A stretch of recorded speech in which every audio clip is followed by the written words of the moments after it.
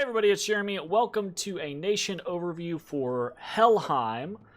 We are playing in Lucid's tournament, and this is the nation that I ended up playing as. So I'm going to do a nation overview and a pretender design video before we launch into the actual game itself.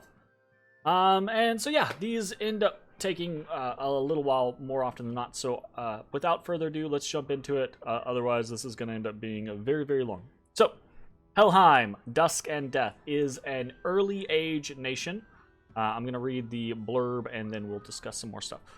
Also preempting this scenario, I do not speak the languages that these words come from natively. I will fuck them up. Do not at me. Helheim is a land of shadows, windswept moors, and silent mountains. Here lies Gnaphallen. Gnippahallen? I don't know. The stone cave, where the dead pass through on their way to hell. The hanged kings, ancient Vanir, who have hanged themselves to learn the secrets of death, rule the land from their thrones in Helhalla. Helheim is inhabited by Vanir, a race of tall and innately magical beings who are able to trick mortals with their glamour. The Vanir of Helheim have sequestered themselves from the Vanir of Vanheim and have not been part of the great war with the giants. For ages they have been guiding the dead on their way to hell in service of a dead god. Now, a new god is arising, and the old ways are changing. The Valkyries, guides of the dead, have become messengers of death and sacred warriors of the new god. Valkyries, the female Vanir of Helheim, are able to fly, a gift from the dead god they once served. Lesser beings are not held in high regard, and their blood is sacrificed to sate the awakening god. Unlike their cousins in Vanheim, the Vanir of Helheim are not shipwrights and sailors. Alright, so Helheim is one of the quintessential elf nations, right, of early age. But they're also one of the majorly Norse-influenced nations, right? In that boat, we have the nation of Helheim, we have the nation of Vanheim, both of which are considered to be elf nations. But you also have nations like Niflheim, right, which is the quintessential giant nation of or the Norse giant nation for early age, right? So we've got a bunch of interesting things to play with. However, being an elf nation, and this is kind of normal or typical for most of the elf nations in Dominions, the rosters are significantly smaller than some of the human-based nations, right? A lot of the human-based nations will have way more units as far as commanders and troops go. You get a larger spread, higher selection, etc., that type of thing. But akin to most of the other elf nations or giant nations or things like that, Helheim has the concept of quality over quantity, right? So they have more expensive, more elite units that you, in theory, need less of, etc., etc. So the race, the traits for the race is flying troops, right? Illusions, and it has a preference for cold scales. So, cool, interesting. Military is Vanir heavy infantry, Valkyries, and Vanir cavalry. Magic is death, air, earth, blood, and some fire. That's a decent spread. Some very important things there. Priests are average, i.e. we get H1s and H2s, but no H3s. However, interestingly, we can perform blood sacrifices, and there's not a lot of nations that can do that. So that can come in handy in certain instances, right? And it builds standard forts, so no giant forts or anything like that. But also, we're not doomed to the early age, crappy forts, right? Like the Mictlan era type stuff. So no worries there. Okay, we're gonna go through all of the commanders, then through the units. Then we will talk about probably some of the other stuff going on, like specific heroes and probably national spells and items. There aren't any items for Helheim, but there are some national spells, so we'll cover those. Anyways, let's jump into commanders. So we have the Van Scout. This is basically just kind of a souped up scout. It's more expensive, right? Better statistics overall, noticeably better defense, higher stealth than your average scout, has glamour, so pretty interesting. Generally speaking, not a good thing to be paying more gold for scouts. However, when you do get Van Scouts, they tend to be pretty okay. They tend to have less of a chance of getting caught, that type of thing. But still, I would, if I found an indie spot that had scouts there, I would probably just get scouts there because they're cheaper. Unless you have a reason to really need a stealthier scout that's glamored and has better stats, then there's no real reason to pay for one. We have the Van here. This is a interesting unit. Very good stat line, noticeably high defense, right? Multiple attacks, a lance and a hoof. This lance does have a charge bonus on the first turn, so that's cool. They also have javelins, 2 javelins, super useful, but it's a thing. Relatively low research ability. Air 1 is not super duper cool, you know? But they are leaders, poor leaders. They do have stealth, they do have glamour, and they take a bless, right? So Van Heers can be useful, they're just not super awesome. You can do things like summon storm power into lightning bolt spam for them. You can do stuff like summon storm power into mist form if you want to kind of like thug them out a little bit. I say thug them out, but I mean like have them be a part of an army, and then like you don't have fog warriors or something like that, so you summon storm power, mist form, and go from there. Or if you do need like budget thugs on a moment's notice, you can give them a air gem, have them do mist form, and if you have a strong bless, they can still tear some things up. Okay? So they have interesting options. Mostly what I tend to use this unit for is that they're pound for pound, they're your cheapest or they're your cost-efficient research ability, basically. Unless you go for drain skills. Hint, hint. So that's the Van here. Then we have the Helcarl, which is a more expensive unit, right? That you don't really get much more for. So the Van here is air. The Helcarl is death. You get, it's 160 gold for the Helcarl versus 120. And you get slightly better stats in some regards. But really all you're getting is, the big deal is you're getting a death mage instead of an air mage. Now, typically I would say a death 1 mage can do a fair amount more than a death or than an air 1 mage. Helcarls are very useful for specific things. You'll see me use them for a couple of different instances, but the vast majority of the time it's just because I need a cheaper death mage than something that I already have. Van Yarls. Alright, this is the meat and potatoes of pretty much most of the Van nations. I think this unit is identical to the Van Yarl from Valheim, right?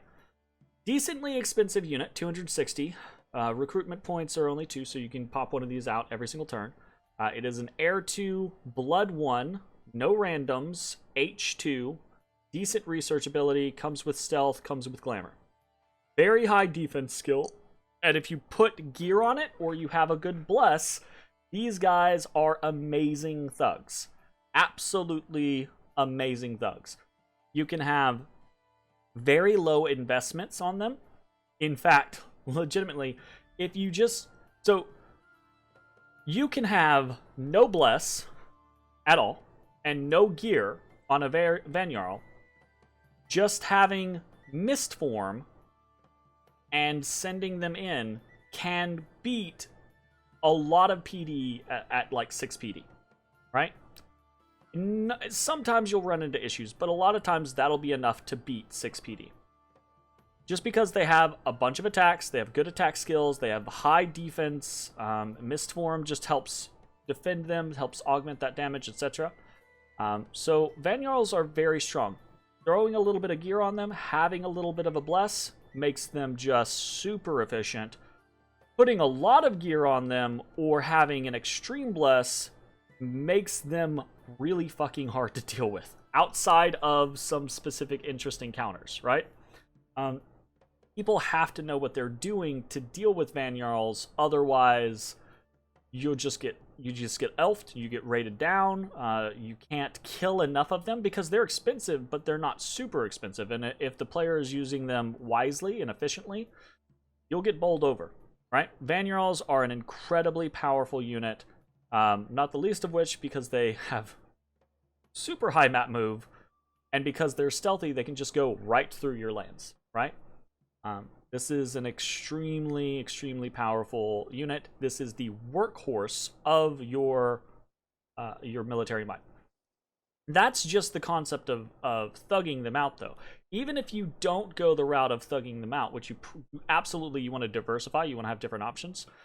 So you want to thug out some of your Van Yarls, but even if you don't thug them out, these are good mages. They're blood mages, they're blood 1, so you can Sabbath, you can put them in a communion, right? And just a small communion can do some pretty crazy stuff for you, like Fog Warriors, or like a very simple communion can throw up Storm really early on, that type of thing.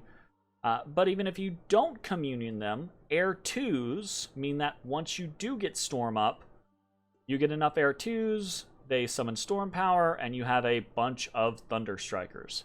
And that is always good. Thunderstrike is an incredibly potent spell. So, Van Yarls are amazing. Cannot praise them highly enough. But we've got some other. That's the middle of the pack on our commander. So we've got some other really interesting units. So, all 3 of these can only be recruited in the capital. Van Yarls can be recruited anywhere. That's one of the reasons why they're your workhorses, because you can get them anywhere. But Svartalfs are only non-elf, basically, or non-van in commander form. Right? All the others are Vans or Van adjacent. Okay? But Svartalfs are dwarfs. So, these boys are 4 recruitment points, so slow to recruit. They do not have great stat lines, and they're expensive, and they're not sacred, so their upkeep cost is pretty severe. But what they offer is incredibly important, and what they offer is Earth. Easy, guaranteed Earth access. Earth 2, Death 2. They also offer a random, which is your first real random as you go through here. You also don't get randoms with Dis, and you do get randoms with Hanga Droughts, so only Svartalfs and Hanga Droughts roll randoms. And the randoms are actually very important. So, with fire, you can actually break into fire boosters. You can make the Skull Flame, which is pretty interesting. So you can, just having a fire 1 get you fire 1, obviously, but then you can make a Skull Flame, because I think that's just fire 1, death 1, if I'm remembering correctly. So you can make that, and then you're suddenly fire 2. Now, fire 2 stops your access. You can't really progress further, but if you, for instance, have a fire 3 god, like a Rainbow Chassis god or something like that, you can make something, you can make a fire booster on a Svartalf and go that route. It's just an option. It's not crazy important, but it's an option. What is pretty good is air, right? Earth Air allows you to do a couple of different spells, a couple of different rituals, and a couple of interesting items, not the least of which, for me personally, is the Scutata Volturnus, which I think is one of the best shields in the game. And that crosspath, Earth Air, is not super frequent. Okay? Air also lets you have, because it'll be Death 2, Air 1. That also lets you do things like and you've got better options for this, but I'll mention it here. It lets you do things like Wind of Death or what's the other one? I can't remember the name of the other spell. Winds of Death, and it's the other Death Air spell. You guys know what I'm talking about. You have better options for that, but if you need to do that in a pinch, you can figure that out on a Svartalf. So other options are Earth 3 or Death 3, both of which are very important, probably the Earth 3 being the most important. And that's because Earth 3 lets you do some crazy stuff. Obviously, an Earth 2 lets you get to Earth 3 by just making Earth boots, okay? But if you are inherently an Earth 3, you can take Earth boots and be an Earth 4, and then with a summon Earth power, you are an Earth 5. So that's an Army of Lead caster right there. That's a Weapons of Sharpness caster right there. That's pretty important stuff. Earlier on, an Earth 3 allows you to skip the need for Earth boots, and you can just make Dwarven hammers, which is pretty important. But you can get there either way with Svartalfs.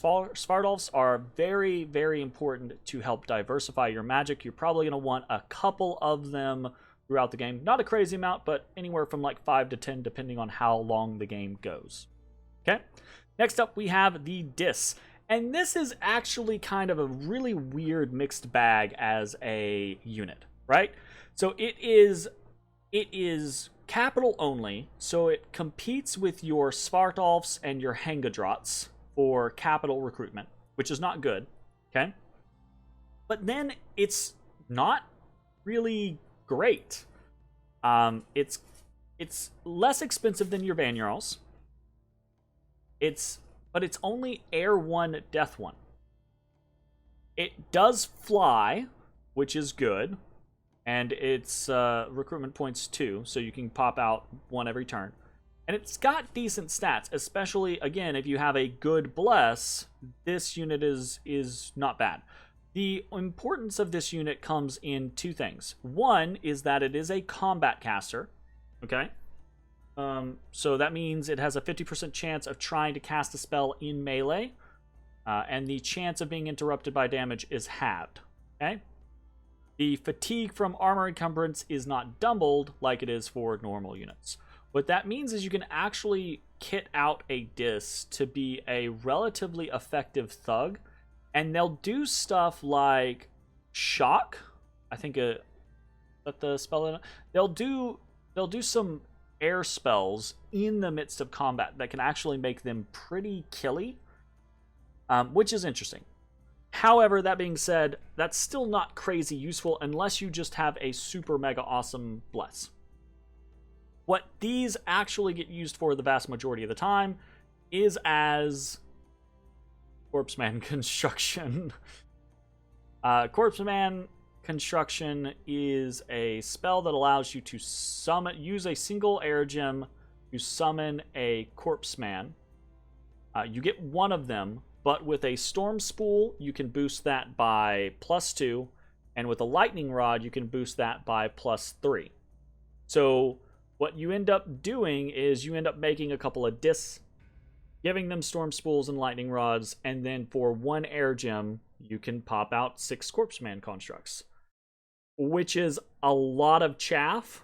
And if you get to the point to where you can buff them, right? Like you get some like Rush of Strength to buff their strength, Fog Warriors, Mass Protection, I think they're undead, so Mass Regeneration won't work. Actually, they're constructs, so Mass Regeneration won't work. But still, like you basically buff them out to where they're better chat, because they have good health. They have like 35 health or something like that.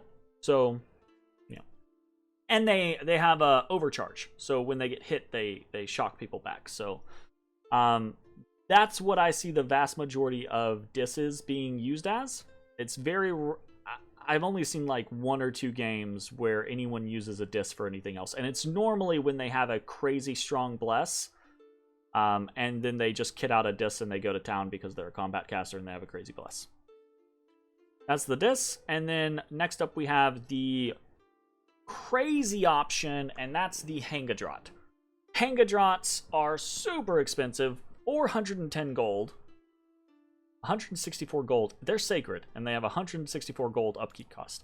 They are slow to recruit. They have pretty good stats, although honestly not that much better than just a Van Yarl. Okay? 13, 14, 22 versus 13. Actually, not better than a Van Yarl. They have better protection, though, I think. Yeah, they have one better protection and one better MR. And the same morale. They're better leaders than a Van Yarl, but you don't want Hanga Draughts because of their stat lines. You want Hanga Draughts because of their magic paths. These are naturally Air 2, Death 3 mages, also H2, with a 100% random for some really good shit, and a 10% random. These 10% randoms that you get are going to really, more often than not, they are going to really, really give you some good ass shit. Okay? So, what can the Hanga Draught do for you? What's naturally your highest air mage, potentially, with an air random. So you can get air 3s in here, which makes casting Storm significantly easier, right? It also makes casting stuff like Fog Warriors significantly easier, right? As a high death mage, you'll get some, all of them will be death 3, but you'll occasionally get some death 4s. And they will be very good death casters, specifically like Horde of Skeleton casters, okay? You will occasionally get some bloods. In that scenario, the most important thing is putting them into a communion and doing Horde of Skeleton spam or Thunderstrike spam or things like that, right? The same things that you would do with most communion. And then the Earth ones actually get you into some interesting things as well. You can do, you can actually make them into kind of interesting thugs. You can give them, they can do Iron Skin. Iron Skin is just Earth 1. They can do Temper Flesh. Temper Flesh is just Earth 1. They can do Mist Form. They can do Soul Vortex. And at that point, they kind of turn into, depending on the gear that you give them, really hard to deal with thugs. Kind of like on the upper end of thugging out a character, right? So that's a pretty interesting direction that you can go with them. And then the randoms are all over the place, right? If you get a double death random, you can have a death 5, which is super awesome. You can have incredibly high death and do some crazy things. You can do liches, you can do Tartarians later on in the game very easily, that type of stuff. If you get double air, you can do you can very easily get into things like Fog Warriors, or you can do stuff like forging a winged helm and be air 5 and do most of the air stuff in the game pretty simply. If you get any of the stuff and you get a blood random, then the Hanga Draughts are super interesting for putting different buffs into your communions. One of the best cross paths for that is probably if you get Earth and you get a blood, because getting Earth and blood is one of the only simple ways that you have to get Earth into your communions as Helheim. It's rare, but when it happens, it's super useful. So don't look that gift horse in the mouth. Hanga Draughts are very cool, very strong. Generally speaking, if you're not making a Svartalf in your capital, and it's past, so like the first 10 turns, obviously, first 10 to 15 turns, you've got to make what you've got to make. But after that point, it's, if you don't need a Svartalf, and you only need a handful of those, then you're probably making a Hanga Draught. Only thing is these guys are expensive, so you better be making that money or using them, or else they kind of just drop. And thanks to the changes of Twiceborn, it's not super easy. Well, no, I say that. A specific thing with Twiceborn, these are size 3, but you're only Twiceborning the person. You're not Twiceborning the horse, right? So these actually count as size 2 for Twiceborn. So it's still pretty simple to Twiceborn these. If you get good randoms, you definitely want to Twiceborn them if you have the death income and the time. So those are the commanders. As we can see, again, it is very death, air, earth, blood oriented. You're going to have very good blood hunters in, I say very good, decent blood hunters in the Van Yarls. Giving them a Sanguine Dowsing Rod is going to let you have pretty effective blood hunting the vast majority of the game. Your Hanga Draughts get you into good air and great death. You can do lots of... What is that freaking spell? Is it murdering? No, it's... I look this up real quick. My brain's dying on me. Air, inclusive, death.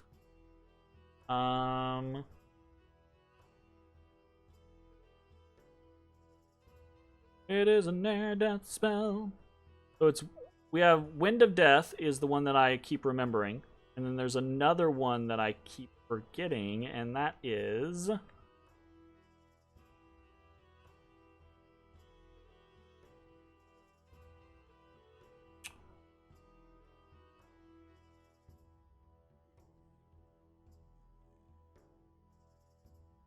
Oh.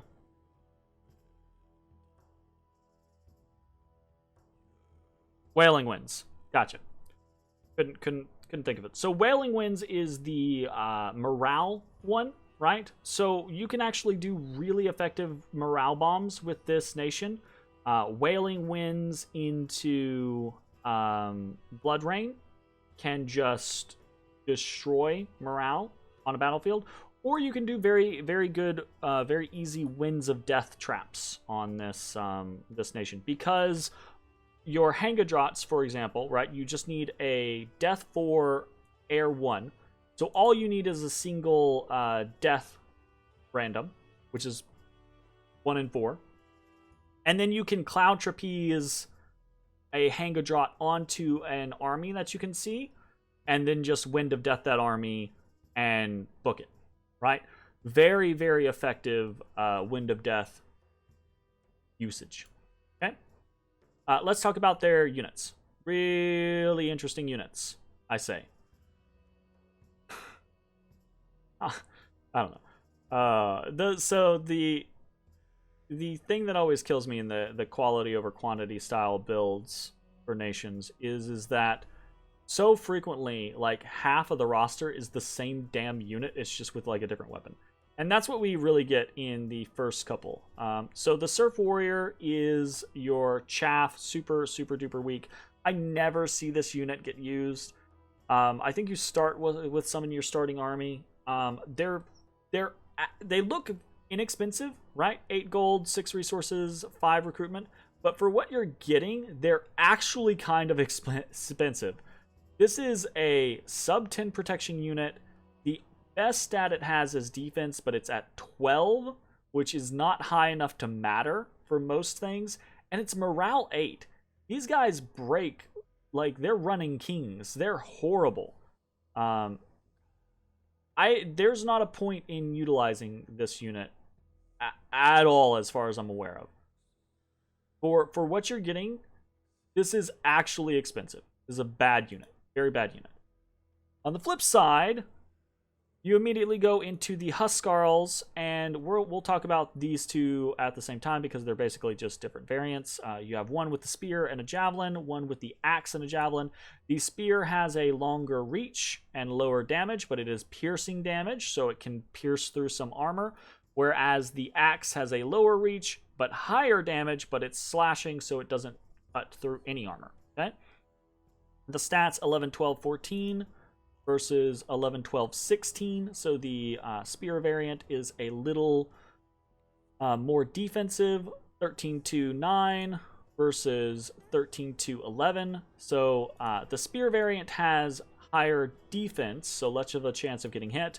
The axe variant has higher protection, so more damage negated. Generally, I go for if I'm going to go for something, I go for the spear variant, unless I have to, like, try to chop through giants, in which case I'm probably not going to use the axe Huskarls anyways. These are expensive units. They're 25 gold for a single infantry. That's expensive, and recruitment points are pretty high too. However, their stat line's pretty strong. These are kind of like Furbolg units, that type of scenario. Again, it's that quality over quantity. So 20 Huskarls is expensive, sure, right?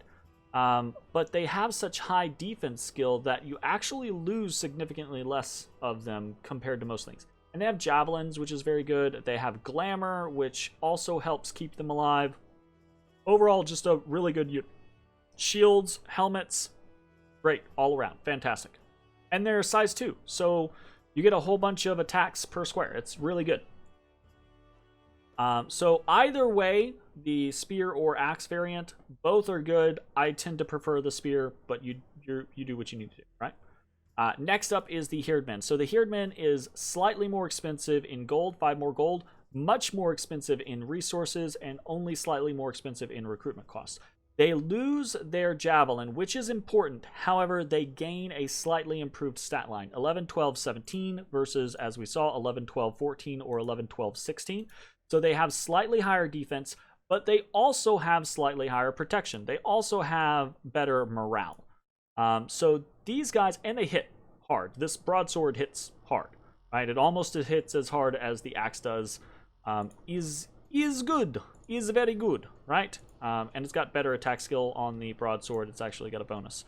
So the Hirdmen is actually my preference in the line. Just because they generally stay alive a little longer. They have higher defense than the other two do, and they have higher protection than the other two do. So when they do get hit, which isn't super frequent, they tend to survive that hit, which is good, right? Hirdmen, pretty good unit, but it is expensive. If you're hurting for money, Hirdmen's probably not the best idea. Next up are our kind of more special units. We have the Valkyrie, which is only recruited in the capital. We have the Helhirding, which is only recruited in the capital.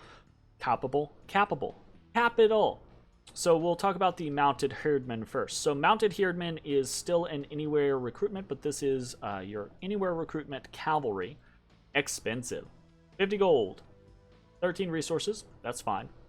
48 recruitment points. Sheesh.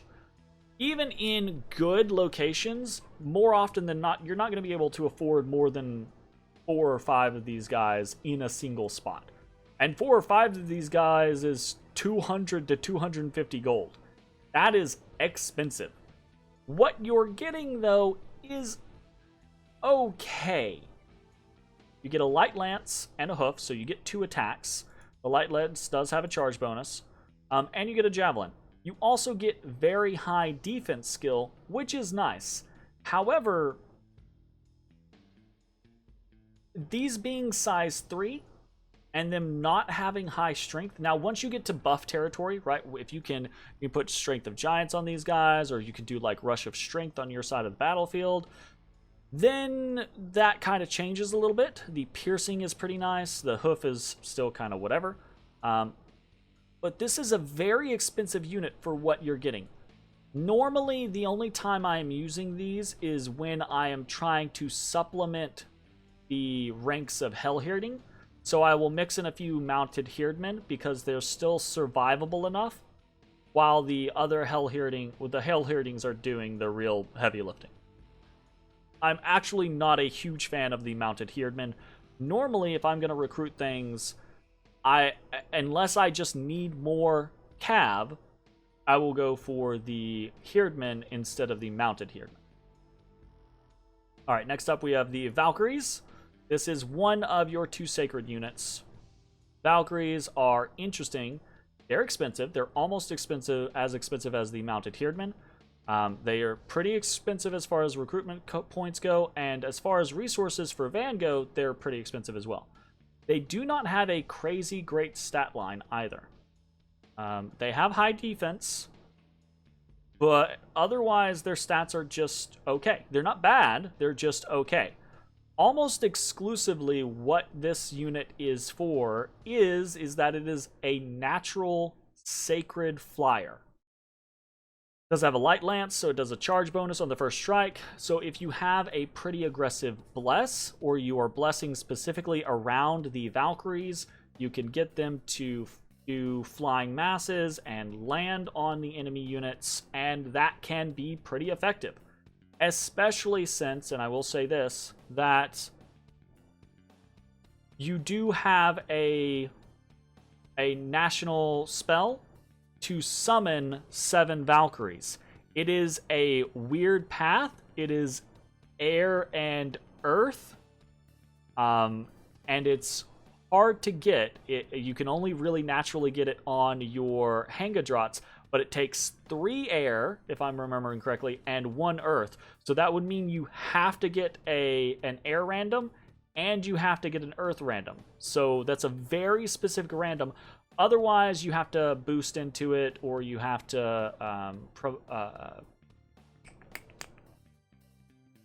I'm blanking on the word. You have to path boost into it, or use a item booster.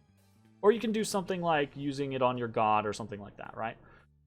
But it can shovel out very cheaply a bunch of Valkyries. So if you go for an aggressive bless and you are thinking about using the Valkyries, that is a late game option for you to just shovel those units out, which can be pretty awesome. They are size 2, so you can get 3 in a square, and they're not bad if you've got the bless for it. They're not bad, period. They're just not great, right? So, interesting unit. Very high map move is one of the big nice things about them. And they have Spirit Sight built in, so that's pretty cool as well. Okay, and then the last unit we have is the Helhirding. And this is what you see a whole lot of in the EA, right? When you think about elf nations, you think about like the glamored, either the glamored dual wielders, right? Or the glamored cavalry. Helhirdings are that glamored cavalry. Very strong unit, very expensive unit though. 65 gold, 48 recruitment points. These things are tough on the economy. But they have very high natural defense. They have 2 attacks. They are sacred, stealthy, glamored, with Spirit Sight. If you take a heavy bless, these guys become monsters. If you take a medium bless, these guys are still really strong. If you take a light bless, these guys are just okay. And if you don't take any bless at all, they're still just okay, right? The naturally high defense means that most of the time they deal with indies just fine. But if you don't have an aggressive bless, or at least a decent bless, then these guys are going to have high attrition rates over the course of a couple of different battles, because they're going to take wounds. They're going to get hit on occasion, and when they get hit, they don't have very high protection. They don't have very high hit points, so they will run into issues. But if you go aggressive on the bless, you're just going to stop. You'll annihilate things. Okay. All right. So that is the generalized unit. Both commanders and regular units. Sites, we have Helhala. This allows for the recruitment of Valkyries, Helhirdings, Disses, and Hanga Draughts. This gives 1 air gem per turn. And then we have Nippahala, that one. And this is 4 death per turn, 1 earth per turn, and allows the recruitment of Svartalfs. So we are very much a death nation. Very important. Okay, we're going to jump over real quick to the mod inspector while we look at a couple of the national spells. Let me pull this up real quick. Don't need that. Okie dokie. Pull up this. Here we go. Okay, so Helheim has 5 national summon or national spells. All of them are conjuration, which is kind of but there's some interesting stuff in here. So we have Sloth of Bears. This is something that a lot of nations have. These bears are not sacred, okay? So they are not the sacred bear variety. This is just regular bears. You get 10 bears for 8 nature gems. They have a lot of health. If you have buffs, right, they can be pretty good. You have mass protection, mass regeneration, that type of thing, then these could be good. If you need power in a pinch, they can be all right. However, if you need power in a pinch at Conjuration 3, you probably running into some issues. If you gotta do it, you gotta do it. And Sloth of Bears isn't a horrible thing to do. It's pretty gem efficient as far as things go. Your mileage may vary. I don't tend to use Sloth of Bears very much. Next up is actually a very interesting thing, and this is Awakened Draugr. You get it at a Conjuration 4, it requires a Death 2, and it is 12 gems to cast. You only get 3 Draugs for 12 gems. That is expensive. That is 4 gems per. However, these things are pretty interesting in that they are shape changers. So they are undead shape changers. They have a broadsword and some basic armor. They have 15 protection, decent stat lines, okay morale, 30 hit points, which is pretty high. Okay, and they have a fear and cold aura. So that's interesting. And once they drop below 20 HP, they will actually shapeshift into a size 3 version, which hits harder, which is cool. I guess, you know, that's fun. But other than that, it doesn't really do too terribly much, as far as I'm aware. This can be an interesting overall unit.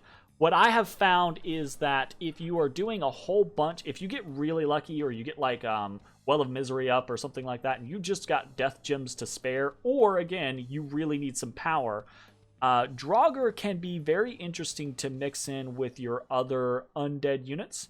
Mix them in with things like, I don't know, just long dead chaff, or maybe some corpse constructions. I think corpse constructions don't have cold protection though, so that might actually run into some issues. Anyways, I think that there's just too few of them for the amount that you're spending.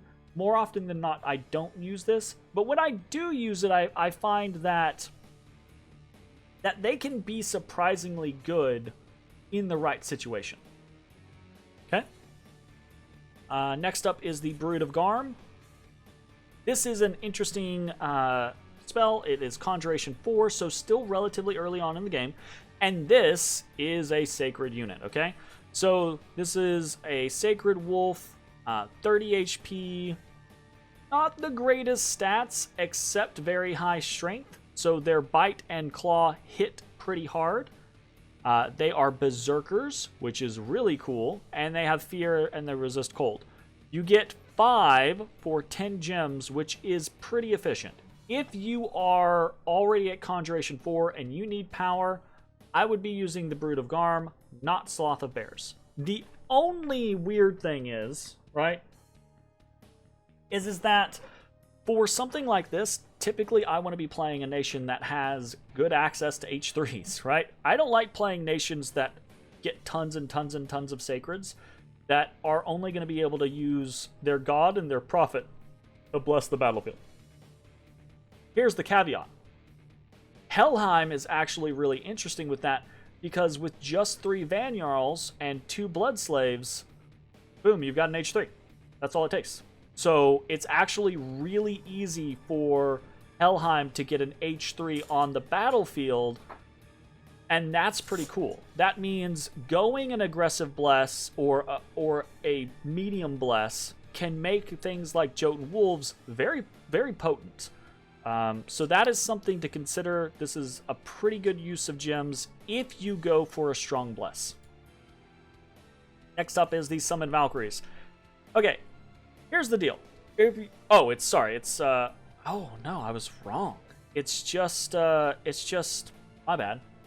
It's not the crazy, ignore the thing that I said earlier. It's not the crazy cross path. You just need the air death cross path. So if you get an air 3 Hanga Drought, you can cast Summon Valkyries.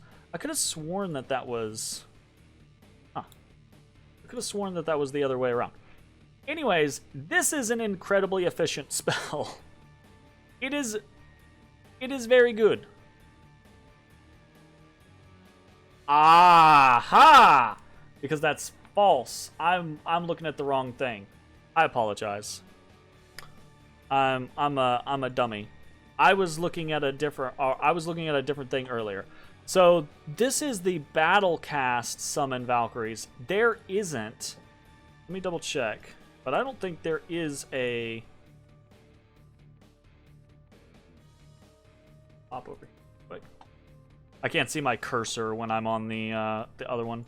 We're just gonna ignore this, move back, etc.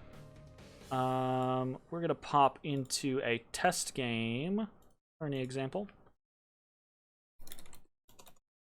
Whoop.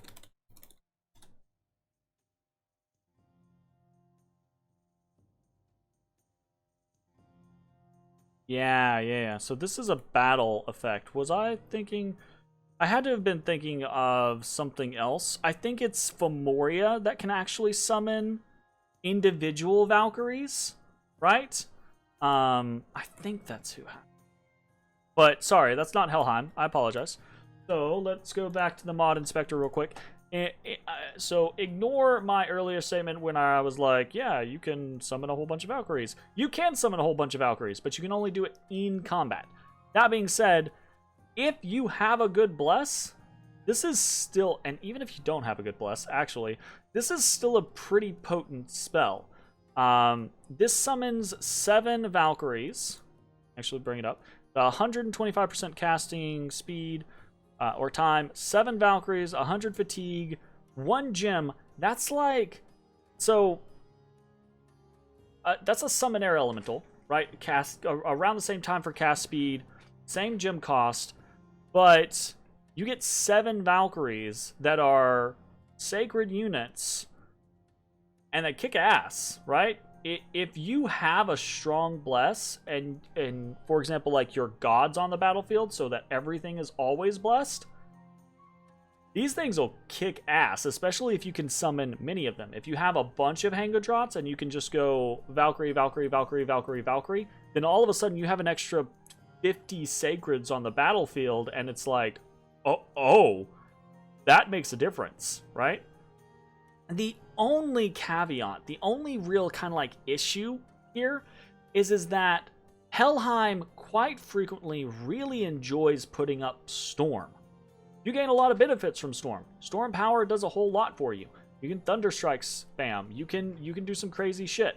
And Valkyries don't have Storm immunity, which is a problem. So for this being a really cool spell and very interesting, now that I remember which version of the spell it is, it actually kind of loses its effectiveness in a lot of different situations because of the fact that you want to put up Storm.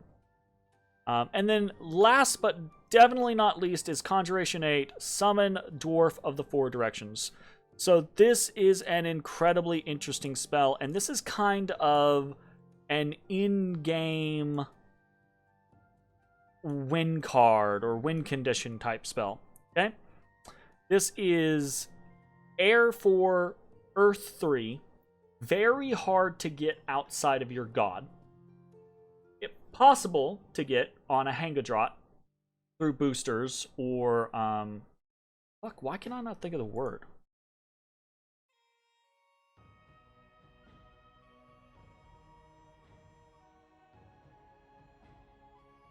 God, not being able to see my cursor on the other screen is super annoying. Empowerment, jeez, that's what it was. I'm losing my damn mind here. Sorry. So it's a very difficult spell to cast unless you boost or empower a Hanga Drought, or if you just have your god and you're able to cast it through that. Okay. If you can cast it, it is very expensive. It's 62 air gems, and you can cast it 4 times. Actually, if you want the most effect, you need to cast it 4 times. So that's a lot of fucking air gems. But let's read through it. At every cardinal direction, the sky and earth meets, and in each of these places there is a dwarf of vast powers holding the dome of the sky in place. Should any of these dwarves be tricked to leave their task, the world will start to collapse and storms will ravage the world. It is believed that wicked giants and Seathberenders would try to see the end of this world by removing these dwarfs from their eternal task. The dwarves are immortal, and should one of them be slain, he will probably resume his task of holding the sky up in its proper place. So, basically, once you summon a single dwarf, hurricanes and storms begin to devastate the world. Okay? The more dwarves you summon, the increased chances of those happening. If all 4 dwarves are summoned, the world is cast into darkness and perpetual storm hits the whole world. So you get both of those globals without taking up a global slot, right? It's just the 4 dwarves are gone, boom, boom. Perpetual storm and darkness, right? And then killing a dwarf will reset that. He'll go back, you'll lose the perpetual storm, you'll lose the darkness, and you'll just go back to the chance of hurricanes being all over the place. Now, that is obviously, that's a terrible thing. It's super bad. But Helheim does well in storms, right? And they do well in darkness. Most of their units have spirit sight because they're elves. So that is kind of a late game win condition for them. Also, if you have the air gems to summon the 4 dwarves, as you can see, are very, very strong casters. The Dwarf of the South is Fire 2, Air 4, Earth 3. You can do some crazy shit with that. Dwarf of the North is Air 4, Water 2, Earth 3. Dwarf of the West is Air 4, Earth 3, Death 2. And Dwarf of the East is Air 4, Earth 3, Nature 2. So you can do a whole bunch with them. They are very, very strong. And yeah, pretty cool. That being said, getting to the point to where you can summon all 4 of them is pretty rough. And I typically find that to do something like that, it's got to be, you either got to be really fortunate on air gems and then get something like Galegate up, or you have to have a very placid game. And since this tournament is going to be a tournament game, I'm anticipating it being pretty guns blazing. We'll see how that goes. Another thing that I want to address is that this game is going to be played with a couple of different mods. What mods, you might ask? We'll go check real quick. Hop over back to the main page. Save game and quit. It is being played with the following mods. Improved casting AI. Dope. Lucid's Thematic Gemgen. Also dope. Rebirth, which is interesting. I know a lot of people don't know about the Rebirth mod. It actually makes it to where provinces that have sub 5,000 population will naturally grow in population, and you'll get events that increase their income and their resources. So that it's a counter to death nations, to pop kill nations, to kind of help make it to where not everyone's like, oh, it's a pop kill nation, immediately kill that pop kill nation, right? Rebirth kind of adds a balancing effect where it's like, look, you don't have to gun for the pop kill nations. Sure, their land will be bad, but it can get better because of Rebirth. Okay? And then we have the Worthy Hero mod. And we're going to talk about that right now because Worthy Heroes actually adds some really interesting and important stuff to Helheim. So, these are the 4 heroes that we can get out of the Worthy Heroes mod. The Hanga, the Daughter of the Storm, the Queen of the Underworld, and the Trickster. So let's take a look at them. Alright, first up we have Loki, the Trickster. This is a very interesting unit because it can get us into fire early on, which is not something that we normally have a lot of, right? I talked earlier about the fire random on the Svartalfs and being able to make a flame skull with that. If you get that and you get Loki, you can give him a flame skull and then he's fire 4. Then he can make a flame helmet and suddenly he's fire 5. And that's a lot of fire to have in a non-fire nation, which is pretty cool. It can allow you to do a couple of interesting things. Loki's also pretty stacked, stat-wise himself, has high hit points, etc. But he's normally more useful for what he provides to you path-wise. I wouldn't kit him out and thug him out or anything like that, So you can do whatever you want, right? He's got interesting, useful stats. It does cause unrest, so if you do not have order or something like that, that can be somewhat annoying to deal with in your own lands. Okay. Next up is Hel, the Queen of the Underworld. Now, she is a...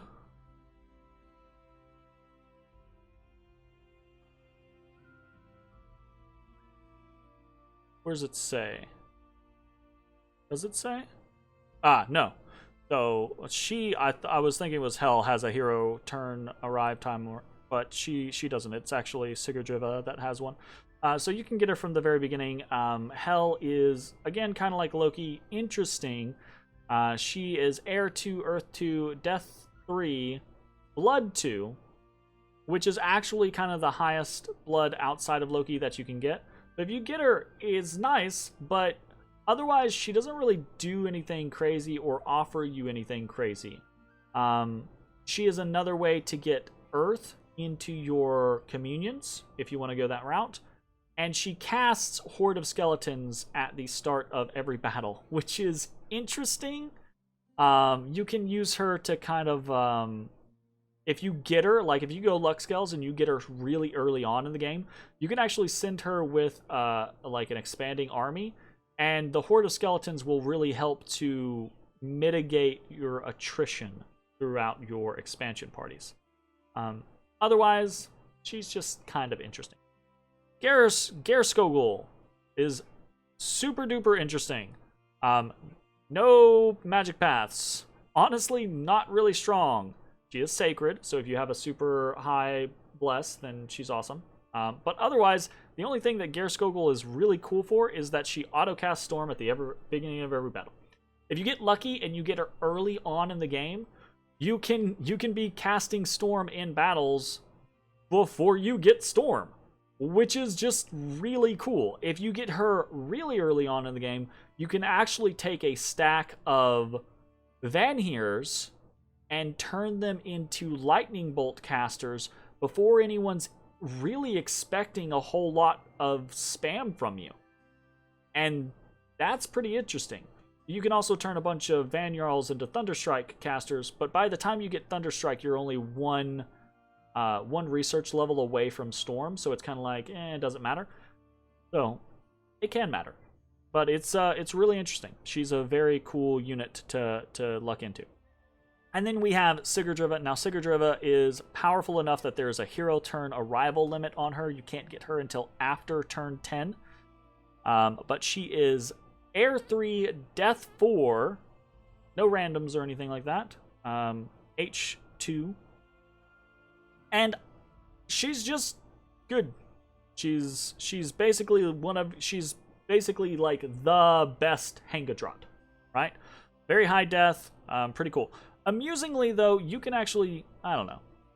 She's interesting, but she's not all that. If you get her, it's great. Use her, fantastic. But she's not, like, super duper crazy or anything like that. She doesn't offer you a whole hell of a lot more than just your regular Hanga Draughts do. The only thing being is if you get her, she's free. So, cool. Okay. So that is pretty much it for the nation. They have no national items. So that is pretty much it. We are going to call this video here. It's been about an hour. Of course it is. Every time I do one of these nation overviews, it's about an hour. I apologize in advance for that. Or it's not in advance, after the fact. Sorry. So we're going to end this here, and the next video is going to be the Pretender discussion, Pretender design for the tournament itself, and I'll talk about some of the other things, some of the things that I looked at while I was trying to design a Pretender, what I ended up actually going with, and yeah, see how it goes. Thanks for watching. See you next time. Bye, everybody.